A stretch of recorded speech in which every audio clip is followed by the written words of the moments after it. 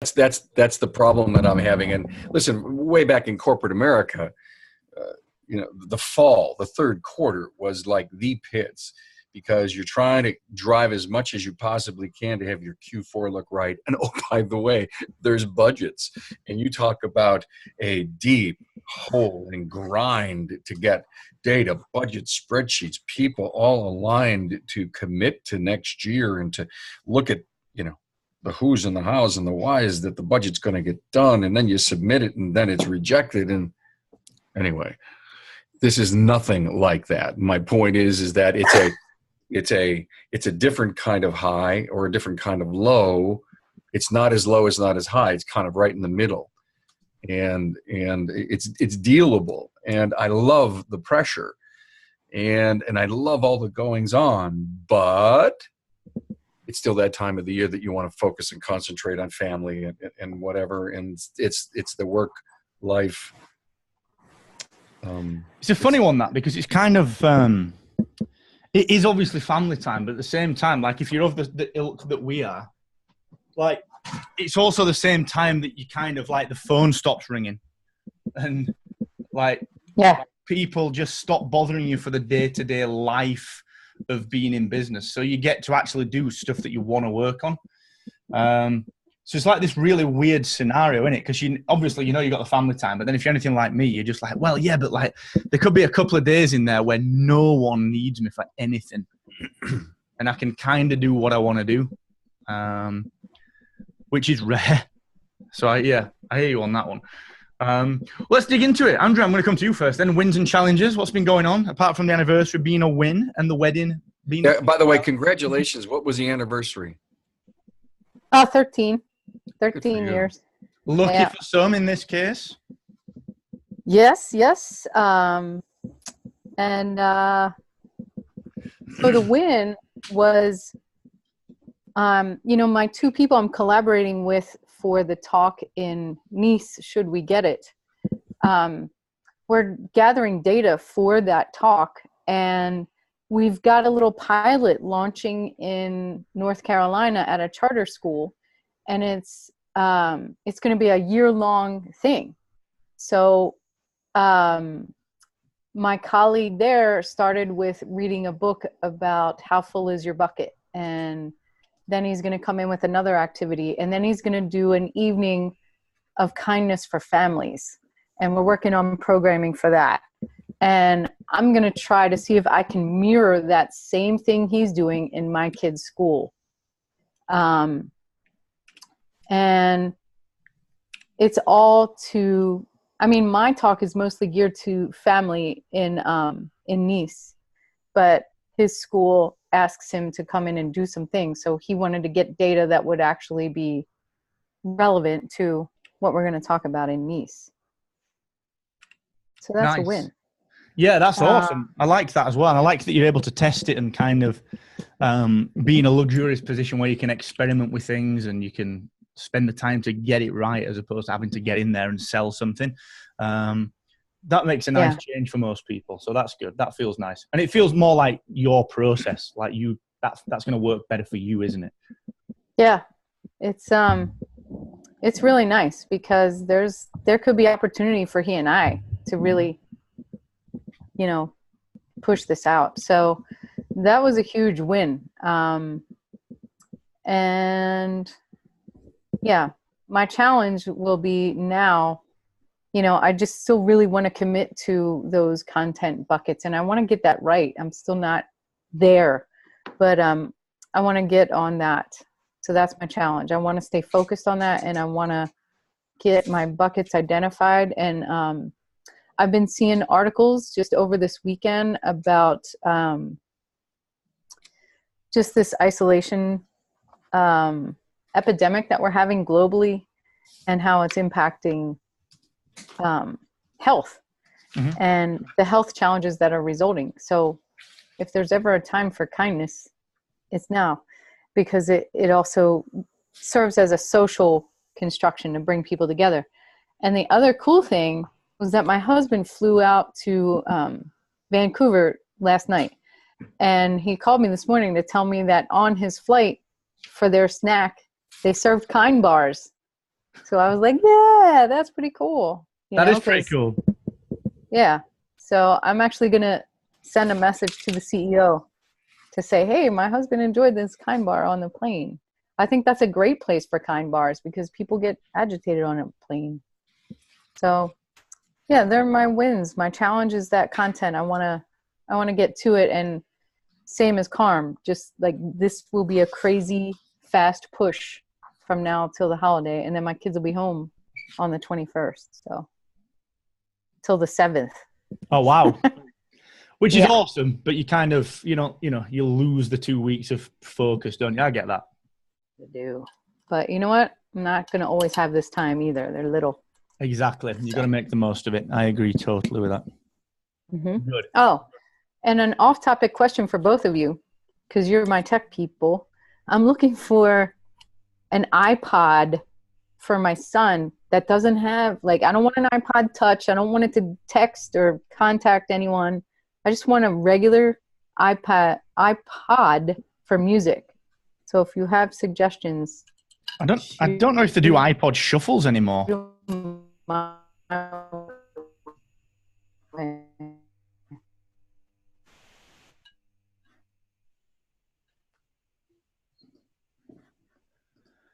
Oh, hey there.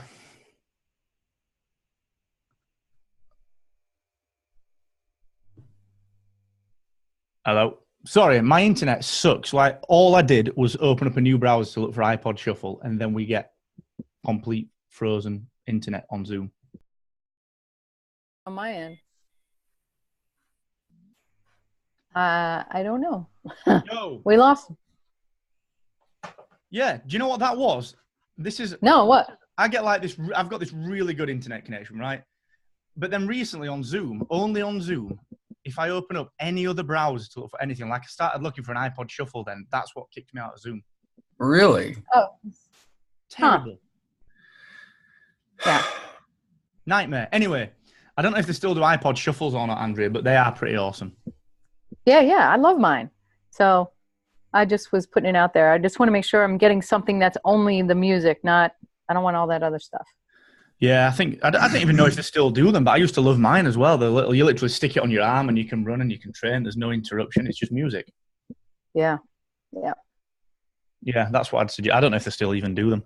I did see something on Instagram as well. Someone had released just an MP3 player only, and all the kids were going nuts over it, and everyone else was like, that's just an iPod from 20 years ago. It's weird how things come back around. I found that interesting. Yeah. So that's fun. So well done on the week. That's been a good one for you then, and making strong progress. I think just keep your head down on the content buckets. Let's try and get them wrapped up by the end of this week. Yes. And just get them done. The other little win. It was kind of a cool win though. Marge sent me this article that was in the Boston Globe about this 10-year-old girl who is Muslim. And somebody put a threatening note in her cubby at school.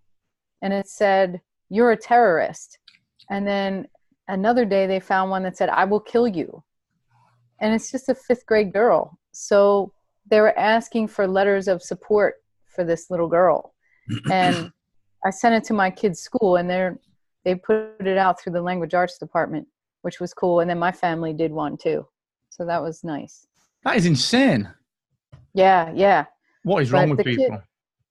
The kid is really being brave. She said, "I don't want the bullies to win, so I'm still coming to school every day." Pretty amazing. That's nuts. I mean, I know the whole thing is awful, but this little girl has been amazing. Yeah. So. Inspiration for people. That is crazy. I can't believe that even happens at that age. I know. It's sick.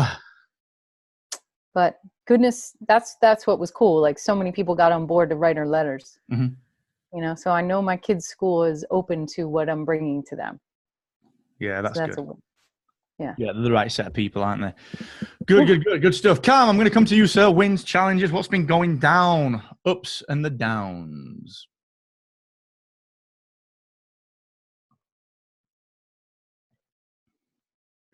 He's muted. It's all right. I can unmute. There we go. Unmuted, Cam. He's muted on his end. There you go. Hi. One thing disappears from my screen and my brain goes. So I'm very disappointed this morning in the internet, but thank you for explaining it, Mark, because I wasn't on last Monday because I was getting high-speed internet brought to my home after 11 years of being out here in the country. And so that was like, it's almost like I got a new toy. And so every time it slows down, I'm saying, Jesus.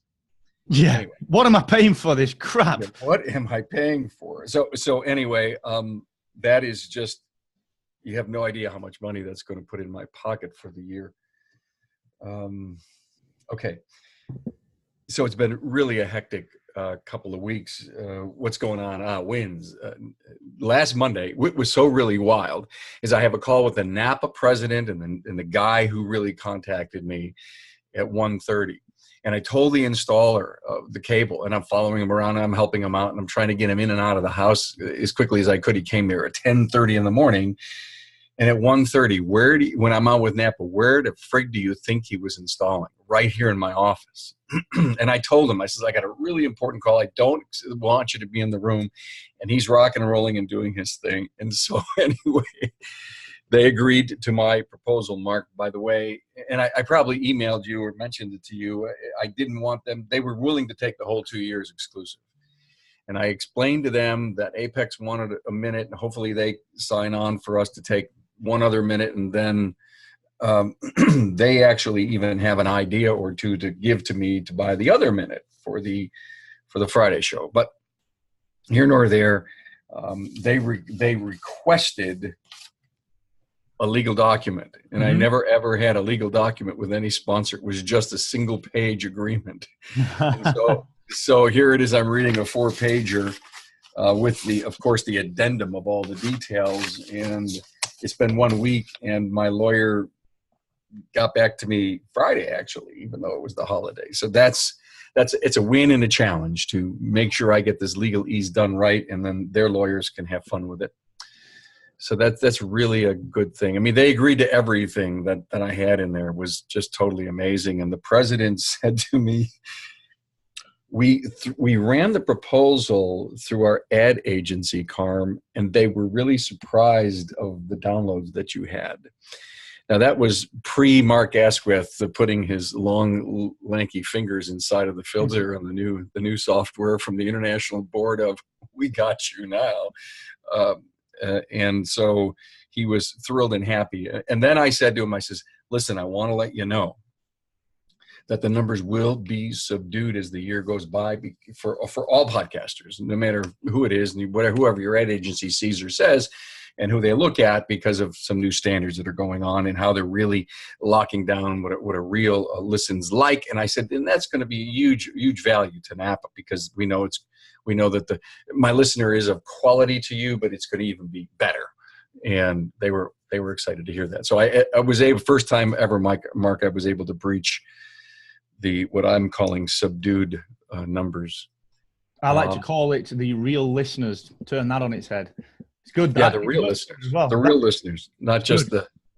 Anyway, got an email from a company called Kukui, who I know pretty well. I know their president's been on the show before. Been speaking with them. Hey, you got any sponsorships available? And we'd love to have you come out and travel with us in our van, and as we go visit shops. And so that's something that we've discussed in the past, and that's an option for the fourth minute.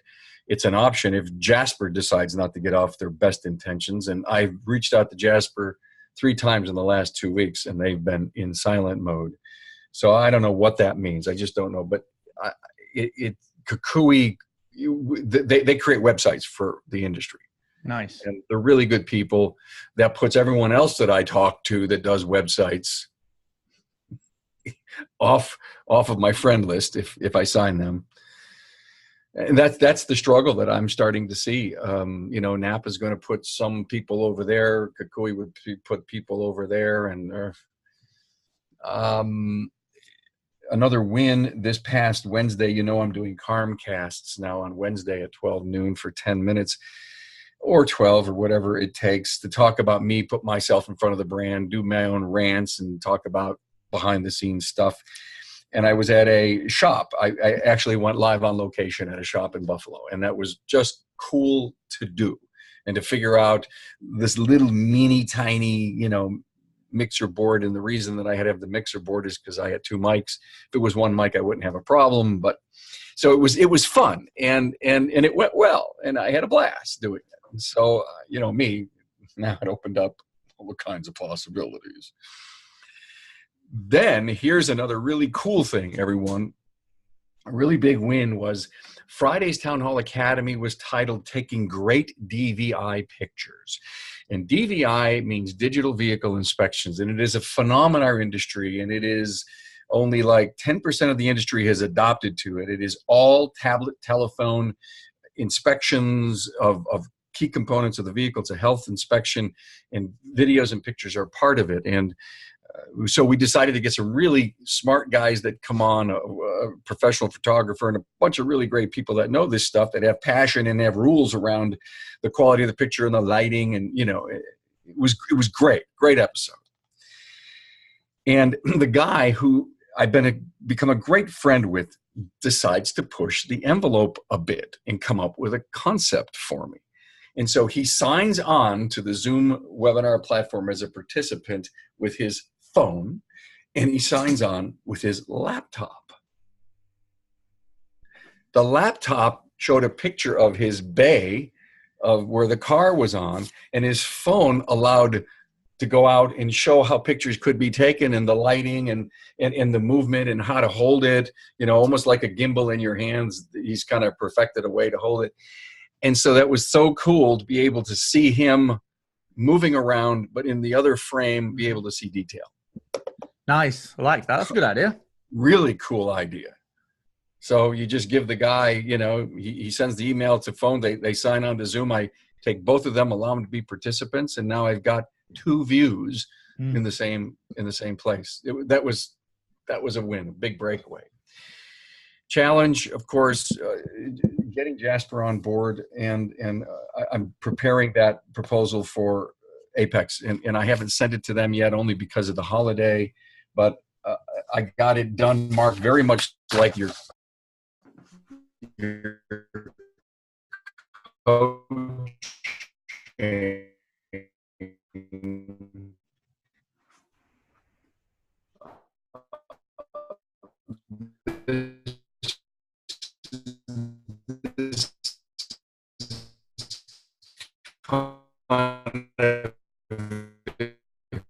you will, I can do it. They can do it. For the most part, it's going to be really busy because I got to do the Napa spots for guaranteed. We got to conceptualize them and hopefully figure out how we're going to develop their sponsorship spots and stuff. And I already told them to start working on that stuff. But anyway, things are good. Oh, by the way, the Napa thing is a 2-year commitment. Good. What does that do for, and we don't have to go into figures. I know we can talk privately about the figures and so on, but what does that do in terms of taking the pressure off financially to close the other sponsors down, given Federal Mogul and so on? What does that, just broadly speaking, what does that do? If everyone, because I had the proposal to Napa said that if you come on for 1 year, here's the rate. If you come on for 2 years exclusive, here's the rate. Well, in order to get them, entice them to take only half the sponsorship, I gave them the price of the full 2 years. Yeah. It was the same level that Federal Mogul was with me. But if I can sign, if I can sign everybody that puts me, and I could get Jasper to come back on board, I mean, it puts me slightly over last year, slightly. But the speaking engagements is really growing this year. So I think that's going to be another nice little chunk. It could be almost 10% of the value of all my sponsors. And that's without Federal Mogul, by the way. Right. Yeah. And yeah, I'll be even or plus. But the other thing is I have For the Record to sell. Mm-hmm. And I also have Comcast to potentially get a mention inside of it for a buck or two. Who knows? Well, remember as well, just think back to the beginning of the year. Your big goal, one of the big goals that we set for you was for Federal Mogul to actually be pocket money. And you've managed to achieve that. To be what? Just to be pocket money, just to be extra money. It'd be nice if Federal Mogul came in, whereas the last 2 years, it's been, shit, we've got to close this thing. So everything that you've done, you should be proud of that. You've achieved that goal, even though you've not been really measuring it. Everything you've done has just been pulled together. It's like you've tightened the knot over the last 3 weeks, which is perfect. Yeah. So I feel really good about it. I just feel like I'm in a really good place, and that there's other people on the fringes saying, how can we get involved with your show? Now, when you tell them, you're selling a minute for 25 to 30 grand, depending on, the show, and then they back off right away because they think it's, give them $1,000 and you can have a placement for 52 weeks. The industry doesn't know. They don't get it. And the thing is, in all fairness, when you look at it, I mean, what is that? Let's go on the 25K. If you're doing 2 shows a week, or if you're doing one show. It's just one show for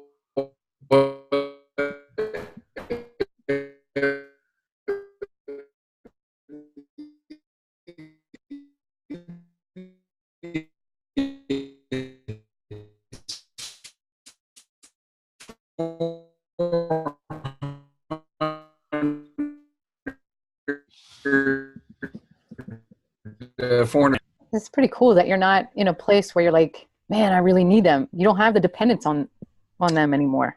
Well, I mean, Federal Mogul stands, you're right. With Napa stepping to the plate, if Apex doesn't buy that other minute, then my income has just been cut in half. Now I can go back to Napa and say, would you take the other 2 minutes on Friday? And now that gives them exclusive. And by the way, that puts me in a really tough industry position by having these guys up my butt, too deep. And I really don't want that. I just don't want that. Yeah, but you're also in a great position because you're building the speaking too. Like it's coming. It's coming. I know it's coming. It's just like I say, I'm in a great place, and I just have to manage it now. Really, I just can't.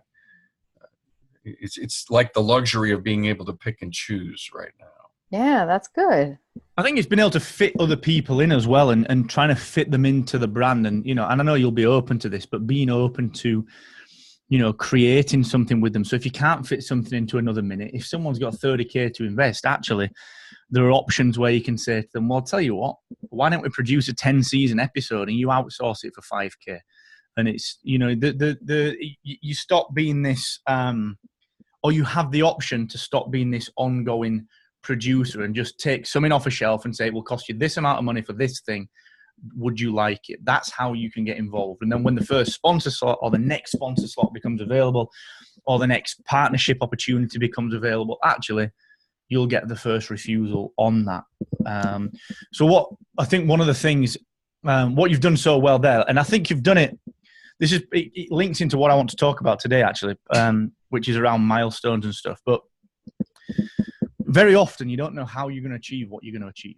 Like, you've got no idea. All we knew last year, Cam, was that we needed to get you to a point where you weren't reliant on Federal Mogul solely. We didn't know how that was going to happen, but all we needed to do was make sure that you were starting to become the voice in the front of it. And all the actions have then been filtered through that decision. So that's worked really, and that's why everything's coming together. It's working really well. But the next step for you, the next phase, could very feasibly be, instead of you having to deliver on all of these things, remarkable results the brand has to deliver. That requires 10% of you and 90% of something else. So it's now stepping up and moving from this ledge to this ledge. But you're kind of in that phase at the minute where you're Captain America, like holding the helicopter on the top of the building sort of thing. I am so with you. You have no idea. All I dream about on a daily basis, actually it's shower time, is which I hope is daily. Oh, it is, by the way. Yes. I wouldn't have it any other way. either with Ann. I'm like, Ann says, when are you going to shower? You've been in there all morning. Okay. So she has to remind me.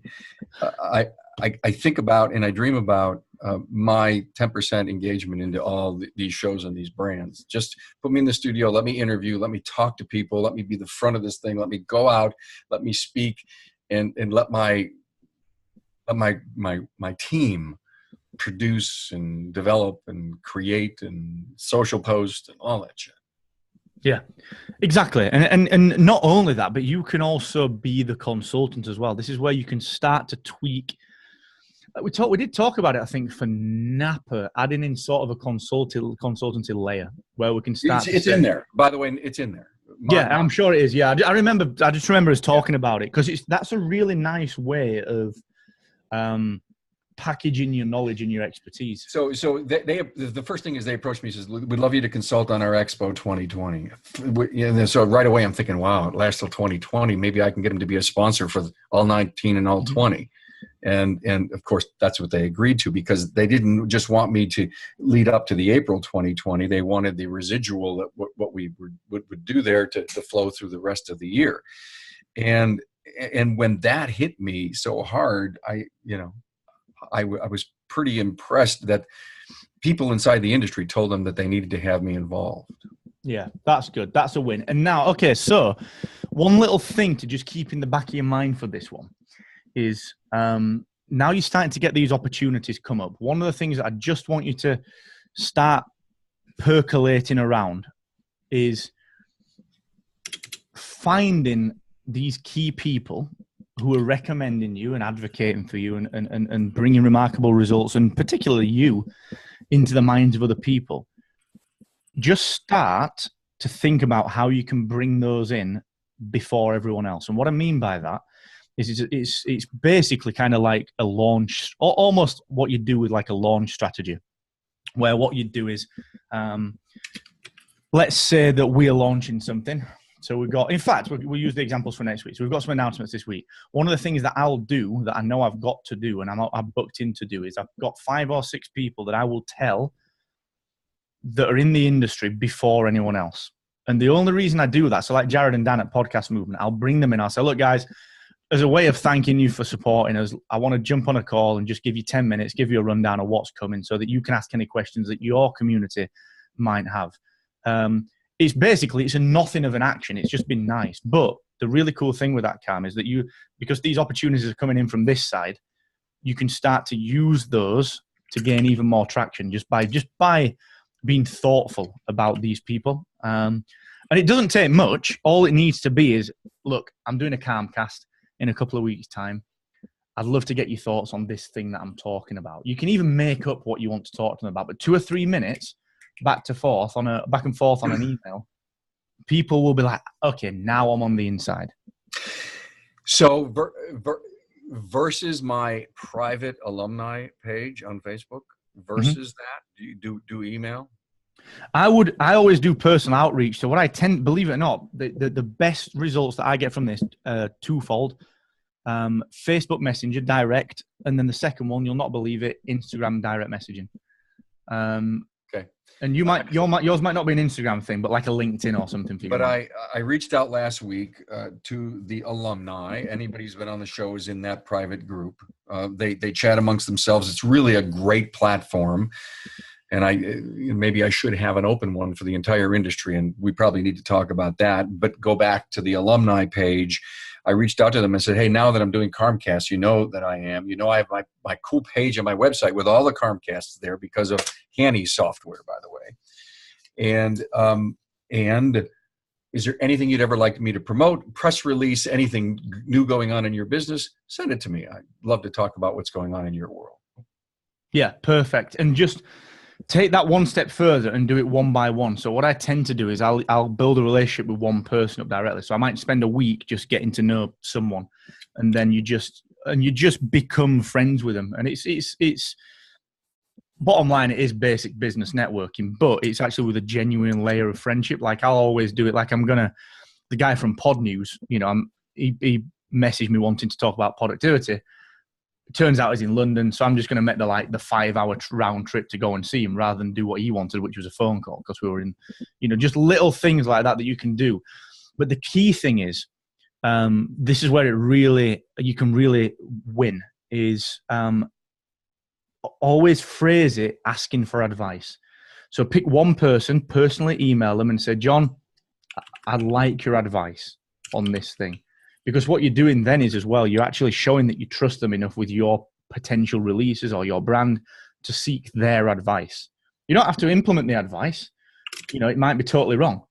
But what you're doing is, and the next time you need a favor or you need a hand or an opportunity from Napa comes and you need someone to be the producer or the face or the host, any one of 50,000 examples, you've got these 5 or 6 key champions that you can use. And because what's going to happen with you, Cam, I think, and you're starting to see it, is that it's like a funnel, and it's an accidental funnel. You're going to get, you think your normal funnel, which is your downloads and then move people through to a membership or sell something, you plan on that stuff. But then there's all this other nice stuff that happens because you're becoming this influential person. All these peripheral things that land, all these opportunities and these ideas, and they've all got money attached to them somehow.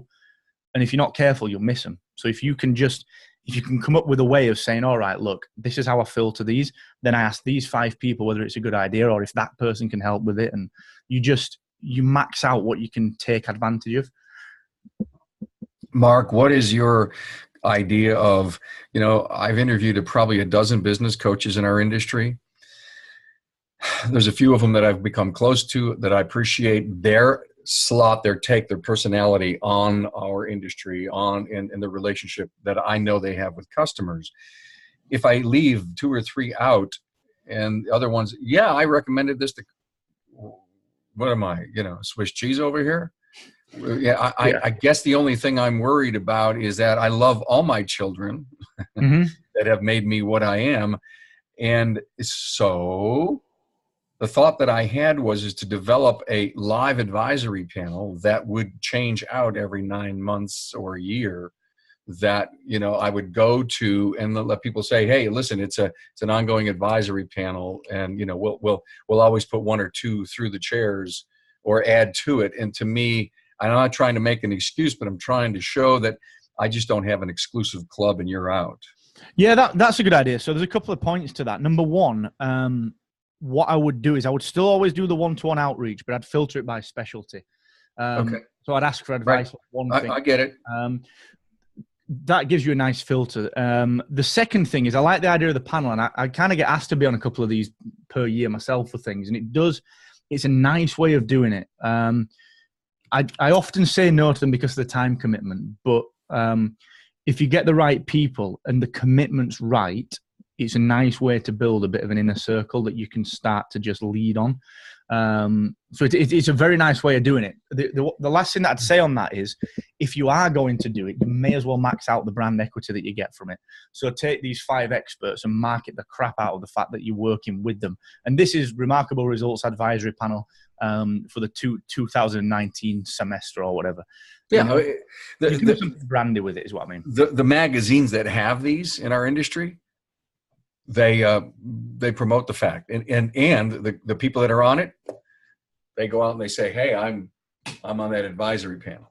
Yeah. And the other cool thing you could do with that as well, so think about a couple of outcomes that you'd want from this. The reason I'm spending a bit of time on this is because this works for Raf and Andrew as well. It works for everyone.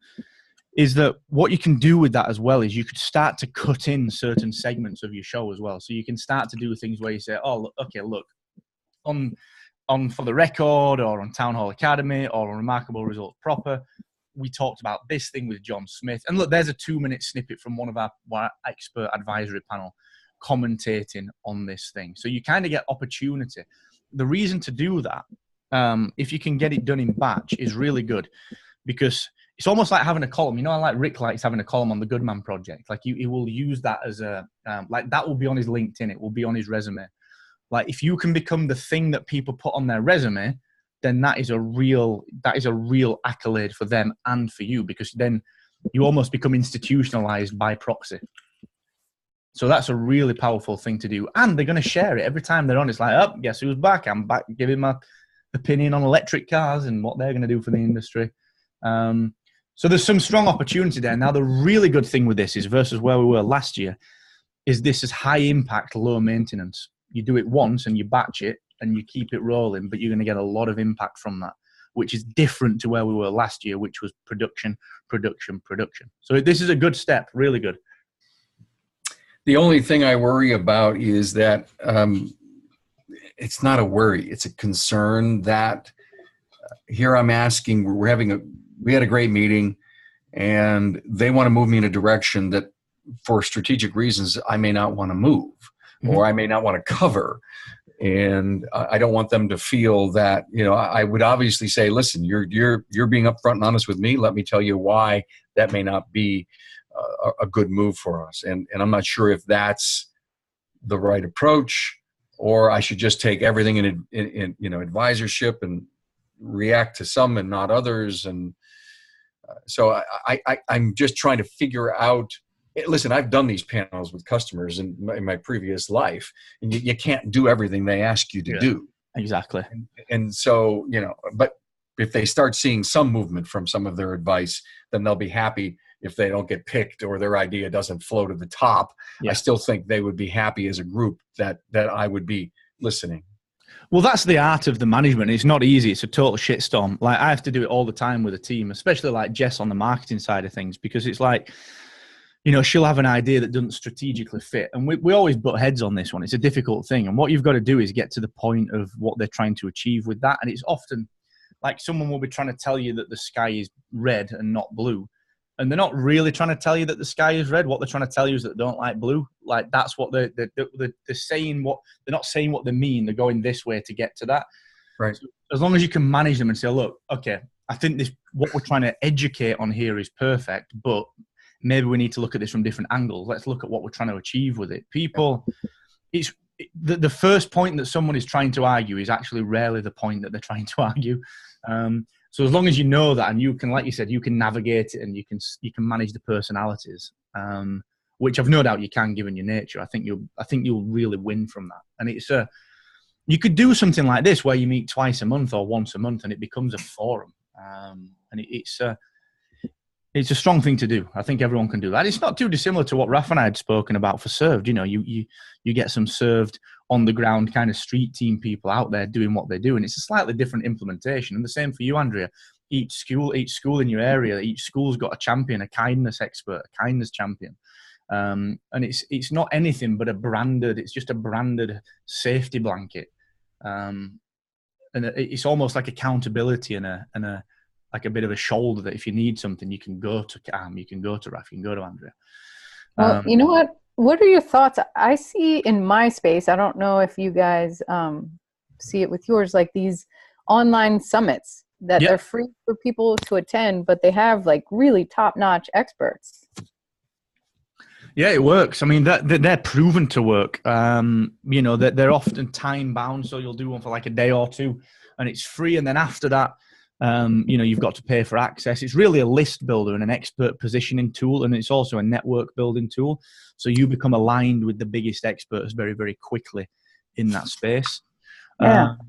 So definitely a thing to do. Not to be underestimated how much work they are, but they can have big returns if you've got either something to sell on the back end, like a membership or an academy or something else that you're building, like credibility in a speakers network, for example. So they can definitely work. Let me throw this idea at you regarding that, Mark. Would it be a summit like kind of the podcast thing where one person gets up and does their thing, or would every hour on the hour there's a different panel that comes in to talk a different subject, or it just doesn't matter? The format's open. Yeah, it depends what you do. So like there are various podcasting ones, and there'll be like the Airweather one. I'll record this 2 weeks up front with them, and they'll play it at 4 p.m. Eastern. So ladies, Raf, safe journey. Looks like you're in the middle of something. Sorry, Raf. So yeah, where you pre-record and you just publicize. Okay, 4 p.m. Eastern. You've got Gonzo going live talking about the future of shop ownership in a digital age. Whatever. and you promote and you promote and you promote. The cool thing with that is that you get the ability to be able, for that person to be able to say, be there for my session at 4 p.m. And all you are doing throughout that session is, welcome to Gonzo's session. Next, I've got John from Federal Mogul. You know, so you're always perpetually moving people forward. The other way, like you said, to do it is you can just have panels of people talking about different things at different times, or you can be a bit more cohesive with a story. I'm actually doing one next week. I'm going to be hosting one with David Bain. There are 4 hosts and I think 120 experts doing like 5 or 6 minutes each. And I'm doing one of the hosting sessions, and that's just literally 5 minutes each. They talk about their specialty.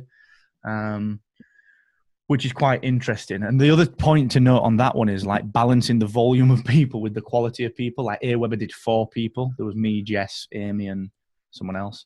But then David's doing like 120 people, and he's doing it for 5 minutes each. You know what, Mark? That is a total idea for someone who wants to be part of the show. I mean, we could ask someone for, you know, some money to underwrite the 4-hour summit.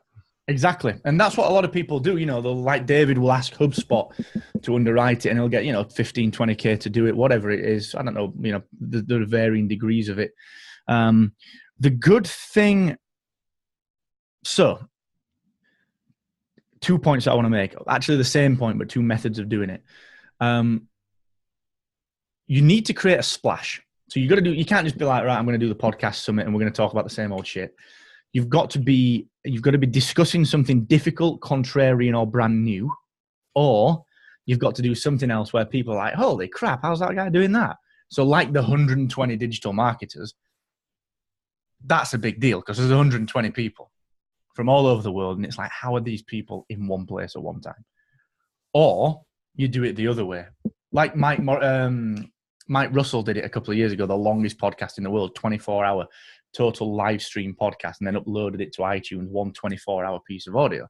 And that got eyes on because it was 24 hours. Or you do it the other way where you might take something controversial in your particular niche, Cam. So you'll do something around shop ownership or things that are a bone of contention for shop owners that no one's talking about. And it's 4 experts or 2 experts, but they're going deep and they're really kind of, you know, they're having at it. They're not holding back on it. But the point is to make a splash. It's not just I'm getting people together so that it's a marketing tool. That's got to be noise, you know? Totally get it, man. Sweet. Cool. Well, time's flown today. I want to dig into some of the stuff just for the curriculum bits. Obviously, Raf's dual multitasking. He's dropping the kids off at school. I think he's on those duties now. And then he's got his work going a little bit crazy. And then Rick's obviously on holiday on vacation as well. So we'll catch those guys up. What I wanted to do for today is something that, Cam, you've actually inadvertently already started to do. And Andrea, I think you're actually already doing it as well, based on what we talked about during your wins and challenges. And it's milestoning through the next year. Now, what I mean by that is not necessarily setting deadlines on things, not necessarily putting yourself under pressure to do all sorts of crap in crazy, bloody, stupid half the time. What I'm talking about is we talked about, okay, this is how I develop content. This is how I plan my content out. So that's kind of like the how am I going to get to these things? Like what tools am I going to use to do the positioning? We talked about the revenue. We talked about the figures and what we want the business to look like. Now I want to talk really specifically about milestones. There's some that I've got on my wall up there. I don't know where they are, up there somewhere. They were from my personal brand, which I've kind of slowed down on a little bit, but we did the same last year for podcast websites. And the examples that I'll give you from our side were, we knew at that point we were just podcast websites. We had the web platform. It was great. It was doing its job. But by the end of this year, we wanted to have rebranded the company to something else, to have podcast websites be one part of the suite of podcasting products, to have got productivity up and running, to have got a few other bits up and running, to have spun the academy out, and to have generally just built the team, you know, so we've got a head of customer relations and we've got the head of marketing. We didn't know how, we didn't know when we were going to do those things. We didn't know if they were achievable, but like they were the broad milestones. Like this is by the end of the year, we want it to look like this. And the vision that I asked you for a few weeks ago, which you all wrote down, which is great, the content that you've got that allows you to do the positioning. Now it's about just kind of bridging the gap. If you think about it, you've got your content, which is your kind of tactical day-to-day stuff. You've got your big high-level vision. You've then got 2 steps in between that, which are your milestones kind of at this level, the next step down from the top. And then just underneath that, you've kind of got the goals, the time goals, right? In order to achieve this milestone, I've got to have done these little things by this date at this time. So the milestoning, it can be as bold and it can be as audacious as you like, but it's got to have more specificity than a vision. So Cam, for you, what it might be something like, I want to keynote at the industry's biggest conference twice in a row, or to have booked 2 in a row. So you're taking that one keynote, which you can probably get to, and then you're actually upping the ante and saying, well, if they're going to book me this year, I want to be back next year. So that if you do speak in August, you know that by November you want to have dialed in for next year's conference. So you kind of you're setting a milestone that's going to, it's a bit scary, it's a bit difficult. Andrea, from your perspective, you might set something along the lines of, right, okay, I want to have a parenting mastermind group up and running that's helping 6 parents or 6 groups of parents. And I want to have spoken internationally. It might not be in Nice, it might be somewhere else, but that's all right. We don't know where it'll be. It's fine. And we might want to have a kindness champion in every school within a 15, 20-mile radius, whatever that might be. The reason for kind of doing them like that is that we've got to kind of build an internal system for assessing opportunities. And these milestones and those visions do that. So if you think about, we've done the XYZ statements early in the year, we've done the content, the big questions, we know the visions that you guys had sent over. With the milestones, we can then say, so Cam, you get asked to speak at a conference. On paper, it looks like a great conference.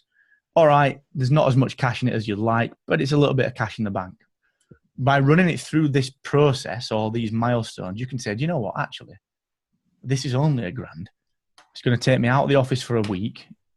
It's not really going to do that much for me. How else can I support them to get the same level of kind of exposure while still maintaining all the focus on getting those 2 keynotes? Because what you can then do is, and this is something that I've done in the past, you push back on those guys and you say, look, this year I can't make it, but I'd love to keynote next year.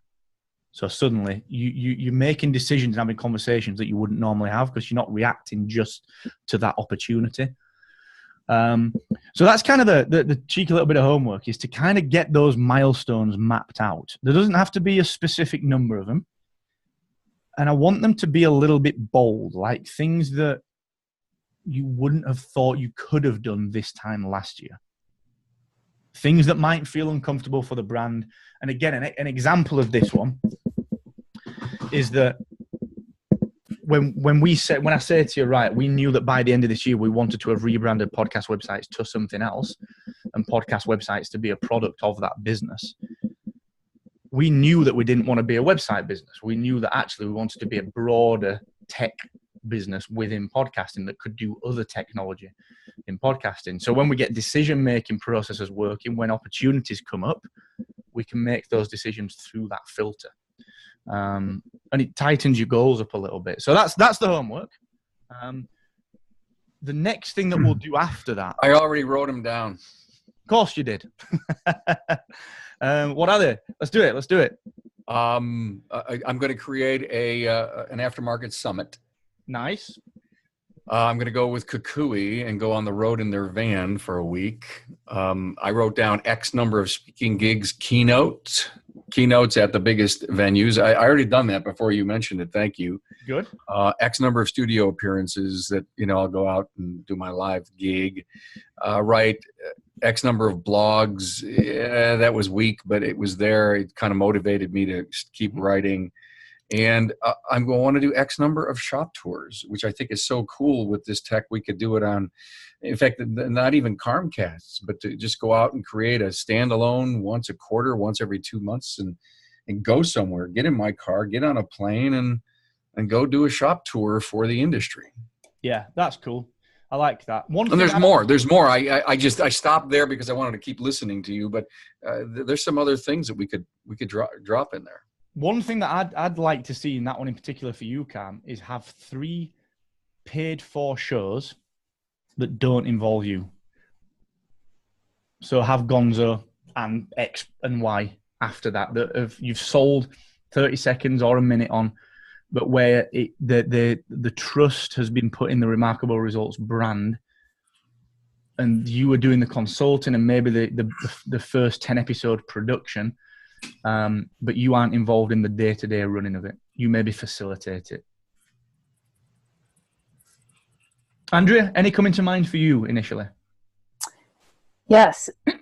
For launching the home piece first, masterminds are tough for people. Parents are not free. So I need stealth, appreciative inquiry, positive psychology infused programs that are portable. And I need to understand what that looks like, because it's got to be fast and it's got to be instantly used. Does that make sense? Do you know one interesting thing to that point? One idea that I threw at Raf last week, sometime in the past, was he's having the same kind of issue where what he's doing is he's giving out all these stickers, which is great. He's giving out the stickers, but what he's unable to do, and it's similar to you, because you have these conversations with parents as they come up, or with teachers, or with summits, or whatever, and you've got all these kind of dots around, and it's not very easy to kind of connect them together. And I'm only thinking locally on this one, I suggested to Raf that you do something based on this kind of presence promise idea that I do with my free coaching. So every week I'll turn up online at the same place every week. Maybe do something where actually you'll turn up at a place, and it's something that Marco and Louisa had tried but really didn't give it any time. You will physically go out for a coffee on a Tuesday morning at 10, and you're going to write anyway, or you're going to read, or you're going to have an hour for you. So like it works for you anyway, but you promote it and you constantly, and that's your place. And if parents want to come, there's no obligation to come, but they can turn up. Like you'll buy them a coffee and you'll talk to them and you'll help them about appreciative inquiry and positive psychology and helping their kids be better. And it's just soft. It's just like, it's an interesting one, because then when you go on podcasts, then when you're at schools and so on, you say, well, look, I'm always at this cafe at this time. It's my routine. Just come and be part of it. And look, no one's going to do it for the first month. No one's going to do it for the next month. But eventually, people will do it. And it builds into your routine a bit of protected time for you as well. 1 hour where you can just go out and read and write and do what you do. So that's a really good idea. And it's kind of similar to what Calm does with the Town Hall Academy, but you're just doing it offline because your niche works better like this, face to face. I'm also thinking like, I need to be able, I still think probably a podcast it's got to be, right? Mm-hmm. Because people are commuting in their cars so much. They're driving their kids back and forth, and then they have to sit for an hour while they're waiting for a practice or whatever. Because, here you can't just drop your kid off at a practice. You're required to stay. Really? Yes, which sucks, because it's like, oh my God. Move to England. You can dump their kids anywhere. Yeah, you can't here. And so it needs to be something that they can take along. So I'm getting a vision of what you describe, and I see it almost like setting up a portable help desk. Love it. I like that. And there's something good in the brand of that, the kindness, something, humankind. There's something good in that. Yeah. I like that. I like that a lot. Yep. So maybe I could, I don't know. I'll think of a place where I could do that, and I'll just set up and have people come. Good. I like that a lot. And you can really brand that. We almost did it when we had Hacksaw, the agency. We almost did it. We got one of the guys had an old camper van that was awesome. And we were literally going to brand studio in a bus and just tour the country doing designs for people on the road, and literally turn up, rebrand 3 people in the morning, then off we went into the next place. Just like a kind of, against the clock kind of thing. I do think there's merit in doing something like that. I'm really branding it and taking the initiative to do it. In fact, there was a conference that paid Damian Ross, Brian Fanzo, and Chris Strubb to get in a car and just travel to the conference on a road trip together and document it socially. So that kind of thing works. Huh. I just got a new minivan too. There you go. Huh. That would be Perfect. So we'll wrap it up in a second, guys, but do the milestones for me. Stick them in Slack. You guys are really good with this, doing this stuff. So if you can put the milestones in. Next week, we're going to talk about just some goal setting. What I want to do is just get together some broad dates on some of the things that we're going to try to achieve. Generally speaking, things run late because we're all busy producing and so on and so forth. That is just the way of setting these bloody deadlines. But at least if we know where we're aiming with things, we can say, well, look, I've got to get this thing done.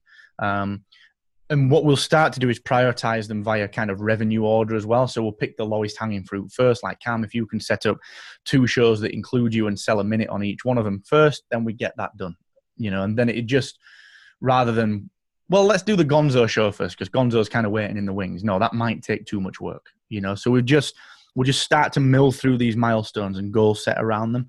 So if you can put the milestones in Slack for me, you two guys have been really good on that one. And the last question I've got is for you, Andrew, actually. Sorry, Cam, do you want to say something on that?